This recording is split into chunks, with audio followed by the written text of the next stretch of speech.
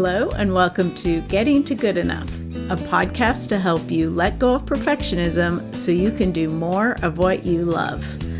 I'm Shannon Wilkinson, a life coach in Portland, Oregon. I'm a recovering perfectionist who's getting better at good enough. And I'm Janine Adams, a certified professional organizer in St. Louis, Missouri, and I'm lucky enough to be naturally good at good enough. And today we're talking about how to start finishing projects you've set aside. Hey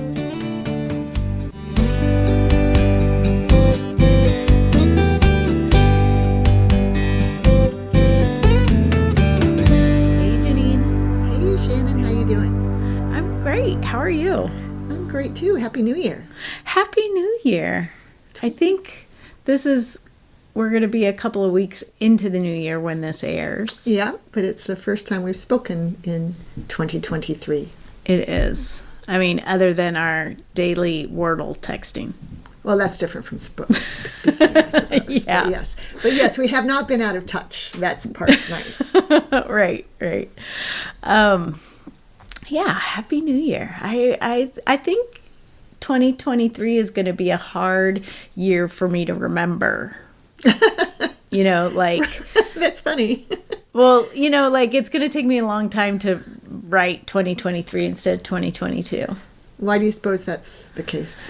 Because it doesn't feel like a real year. I don't know why. Yeah, well. I'm just going to have to get used to it, I guess. Right. There's something about the symmetry or alliteration of 2020 and then 2022 that 2023 doesn't really fit in.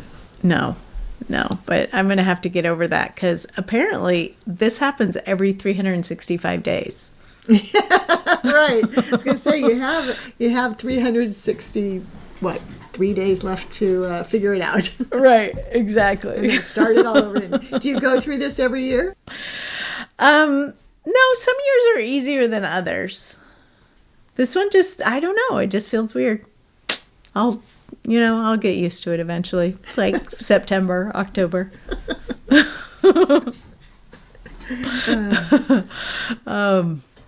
Yeah. So, one of the most exciting things I did over sort of the break between Christmas and New Year's was I finished a project that I started in 1978. Wow. Yes. That's impressive. Well, there's so many impressive things about that. Mostly that you actually did it, but also that was something that you still had for I can't even do the math. It was so long ago. Yes. Well, 40 years. Yes, I was 11. Uh-huh. So it was 44 years ago. Ish. And it is a Crewel project. It's a Crewel embroidery project that's a pillow. And I found it at my mom's house when we were clearing it out and, getting it ready to sell. And so I brought it home with me, however many years ago that was, several. Mm-hmm. And I've carried it around a couple of times thinking that I would work on it, and I just didn't do it. But wait, I'm sorry to interrupt you, but what do you mean by you've carried it around? Oh, like I've brought it with me on trips. Oh, wow. Okay. So like, it's been on your mind ever since your mom died, or ever since you found it. Yeah. Like, oh my gosh, I have to finish this. And, but, I didn't for a number of years. And this time when we took our annual trip up to Timberline, I brought it with me. And I think what helped is that there were several people doing textile projects. There was a couple of knitters and a crocheter and someone else doing embroidery. And so we were basically caught in a blizzard with gale force winds and trapped inside on the mountain. And so I worked on it. And then so glad you brought it with you. You would have been so bummed if you'd decided not to bring it this particular trip. Yes. When you had the perfect circumstances to work on. Yeah. Oh my gosh. Yeah, and my goal was to finish it before I came home, and I finished it right before dinner. In fact, I made us a few minutes late to dinner because I wanted to finish it before we left for dinner, and I did. It was very exciting. It's a pillow, like a throw pillow. Yeah, like a throw pillow. So this is just the fabric that you sew into a pillow cover, and it is from 1978, and it looks so 1978. I'll share a picture of. Oh, good. I haven't sewn it into the pillow yet, but I'll share a picture of it, and it is. It has ladybugs on it, and it is a lot of rainbow. And it says "I love you" with each letter being sort of a different colors and different stitches. It's sort of like a fancy sampler, really. It's like a lot of different stitches combined. Well, you sent me a picture of it. It's adorable. Yeah, and it does smack of the late 70s, and also a teenager. I mean, yes. But it's really great. So, do you think you'll be transforming it into a pillow soon? Yes. Nice. I'm hoping to do that soon. And it's part of the problem is that the material has frayed a lot around the edges, so I don't know if there's enough material left to sew it into the pillow cover the way you're supposed to. So I might have to cut it out and, sort of sew the edges and then sew it onto something else. Mm-hmm. And let it be good enough, right? Because no matter what, it's going to be adorable and have a great story behind it. I assume you're going to keep it, right? And display it. Yeah. Yeah, definitely. Use it. But the thing that's crazy is I looked at it and the instructions are instead of being numbered, they're alphabet. It's like instruction A, instruction B, instruction C, and it goes A through R. And for some reason, I stopped in the middle of I. Oh. And literally in the middle of it. I didn't. It was in the second O, and it was a chain stitch around part of the O, and in the middle of the chain stitch, I just stuck the needle in the material and stopped. Maybe you got a call from a boy. But it's possible. But I was 11, so I don't know. I personally wasn't getting calls from boys at 11. I don't think that you may well have been. I maybe got a call from a girl to talk about a boy. Yeah, right. Oh, that's great. So you had the good sense to bring it with you. You had the company that made it just feel so great to get started finishing it. Yes. And then did you have any difficulty with the actual finishing part of it? Well, my Crewel embroidery skills were a little rusty. Yeah. I bet. Mine are too. It's so funny. Do people do Crewel embroidery anymore? I don't think so. And for people who are listening, Crewel embroidery is essentially embroidery, but instead of using embroidery floss, which is like a smooth special kind of thread that you use, it's yarn. And you you take a piece of yarn, and sometimes you have to take out plies and use 1 ply or 2 ply or something like that. And then there are some stitches that you can do with it that you don't do with embroidery floss, like stitching through it and stuff like that. But essentially, it's just a kind of embroidery. Oh, I'm so glad that you explained that, because I did a number of Crewel embroidery projects as a child, and I never paused to consider what Crewel embroidery was. Oh, by the way, it's spelled Crewel. It's not Cruel. Right. We would never do Cruel embroidery. No, that's just mean. It's so weird that I never thought about how it was distinct from other types of embroidery. Yeah. Weird, yeah. So your skills were, you had to polish them up. Yeah, so my stitches were not perfect, certainly. and there were a couple of times where I thought like, oh, I should practice this stitch before I do it on the project. And I thought like, oh, why? Who cares? Like, I mean, half of it I did when I was 11, and I certainly was not a stellar embroiderer at that point. Right. So I just really wanted to finish it and to have it done.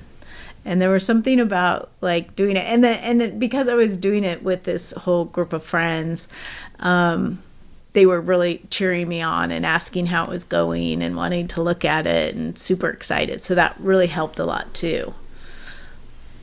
Yeah, that's true. It's nice that you had someone to show off your progress to, who would cheer you on. I mean, yes, I show off my knitting progress to my husband all the time, and he somewhat cheers me on, but I'm not sure. I think it's only out of obligation. Don't think he really cares. Yeah. Oh, that's terrific, Shannon. Probably my inclination under other circumstances would been to like sort of keep it secret and not tell anyone I was starting it in case I didn't finish it. But I think, sort of getting other people involved really helped a lot. Right, absolutely. And that you had a little bit of accountability too. Right. Yeah. Right. I mean, though they wouldn't have chastised you if you didn't finish, I suppose. But no. But yeah, having that community aspect of it, I know that helps me a lot. And that any kind of accountability helps me a lot. I do hand lettering and stuff, and what's one of the reasons I enjoy a bullet journal. And I've, over the course, the last few weeks, getting ready for the new year, and I've been doing my new bullet journal. It started like December 24th when I needed a new journal. But anyway, I use an erasable pen, and I find that I've been doing a lot of erasing and redoing instead of just thinking this header is good enough, because it's just for me. And it certainly is good enough. And the amazing thing I find is when I stop and move on, which I mean, I don't belabor things too much, but when I look back at it, it always looks quite good. Like, yeah, I mean, good enough really in the stuff that I do. This stuff is definitely good enough. But sometimes when you're in the midst of a project, you can't see that good enough is good enough. Yeah, it can be difficult to see that in the moment. And there is something about time, distance away from it and coming back to it that makes it look perfectly fine. Mm-hmm. Like sometimes even impressive. Like, wow, how did I do that? That's cool. Right. Yeah, it's so true. And so maybe going back to things. What am I trying to say? I'm thinking like, if you're in this, I give up, I'm not doing this right. I mean, we don't know why you stopped your Crewel embroidery, but lots of us stop lots of things because it's not going well or whatever, or it's not good. It's not good. So you stop. I do that with knitting too. Trying to get back to it before too much time has elapsed might be a good idea, or at least getting back to it at all. I guess that's part of it. Well, I would suggest getting back to it sooner than 44 years. Yes, I would say so. It's like you set a very good example of what's possible. Especially if your mom is not a hoarder and keeps everything. Yeah. Because you may not find it. But yeah, like giving yourself a little space if you're not liking how something is going, a little bit of space can make it feel easier when you come back to it to finish it. Absolutely. And this applies to so many things, doesn't it? I mean, we're talking about handicrafts, but it applies to just like lots of projects around the house and work and everything else. Yeah. Well, I just remembered another project or sort of stack of projects, shall we say. We get the physical Sunday New York Times, and I like to do the crossword in the New York Times Magazine. And sometimes I don't finish it, but I won't let Mike throw it away. Oh. And so I ended up with a stack of like crossword puzzle, New York Times magazines folded open to the crossword puzzle, where the crossword puzzle was like 2/3 of the way done. And I sat down and finished all of them. Wow. When did you do that? I did it over the last 2 weeks. Nice. I had sort of done the current one and I wanted to do another one. I'm like, oh, well, I'll try this one. And when I looked at it, I'm like, oh, I remember why I stopped, because this was hard. But enough time had passed that some things just came to me immediately, things that I had no idea what the answers were when I was working on them. And then I just sort of worked through the stack over a couple of weeks, and it was really satisfying. Well, that's terrific. Yeah. So that feeling that you get when you finish something that you put aside is so great. Mm-hmm. Yeah. And I think there's like, even if you're not thinking about it all the time, there's sort of some energy, like it takes up some part of your brain, these things that are not finished. And kind of closing that loop and finishing it gives you that brain space back. Yes, I think you're absolutely right. Even when you're not aware of it, it's just then, when you have that feeling that you get when it's done and you don't have to worry about it anymore. Yeah. Or maybe not worry, but think. Like I'm currently working on a painting with Bix, and we've had 3 applications of paint, and I can't figure out what finish looks like. So soon I'm going to have to just call it good enough, I think. But right. I'm going to try to channel. But the reason that popped to mind is that's been weighing on my mind. Mm-hmm. This unfinished canvas that Bix will apply more paint with his tongue. That is so cute. That brings up a good point, though, is that sometimes you just get to call something done. Mm-hmm. Like I'm finished with this, even if it's not finished. Like, I could have very easily looked at that stack of crossword puzzles and been like, I'm finished with these, even though they aren't done, right, and put them in the recycling. Right. So, I think that also counts as finishing something. Like you're making a decision that I'm done with this. Yes, that's something that we do in my company all the time, right? We're helping people let go of stuff all the time, and a lot of it is unfinished projects that they realize, I'm never going to finish it, and it feels good to just admit it and let it go. Well, it just occurred to me, it's tangentially related. Actually, maybe it's not enough related. Anyway, I'll make it really fast. I just learned about a project that's in Seattle, where crafters finish projects that were left behind by people who have died. Oh. That they started, the person who died started. Uh-huh. And then the people finish it and then they give it back to the family members. Oh, I think I heard about that recently. Yeah, it was I saw it online somewhere. But I signed up to be a finisher because that seems like a really satisfying thing to do. Oh, yeah, that's wonderful. Yeah, but you don't have to. I mean, that's the flip side of what we're talking about, which is while you're still alive, you don't have to finish if you don't want to. Right. But letting it hang around isn't that helpful. No, but so the encouragement is to make a decision. Mm-hmm. To, I'm going to continue working on this and finish it, or I am done with this and I can move on. Right. Yeah. And I think, with perfectionism, it can make that decision difficult. Mm-hmm. And, can make the idea of finishing it seem harder than it is. So, you might want to give yourself like a little trial run. Well, I'm just going to spend 15 minutes with this. And if I don't enjoy it or I don't feel compelled to keep on with it, then I can call it done and be done with it. Let it go. Yeah, that's a great idea. See how it feels to work on it. Because sometimes getting started again is the hardest part. But it's just like lots of things. If you just set a timer and say you're going to do it for a little while, you'll find out whether it's something that you would enjoy continuing to do or not. Right. So we would love to hear from you, our listeners. How do you finish projects? How do you get started finishing? You can let us know on Instagram or Facebook at Getting to Good Enough.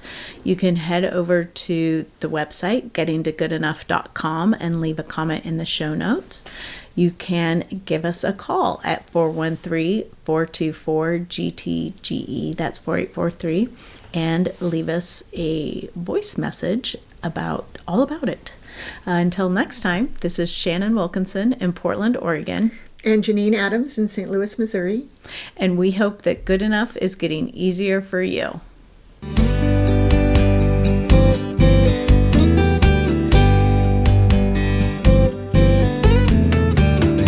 Still can't believe I finished it. It's like so thrilling. I can't wait to post a picture for everyone to see.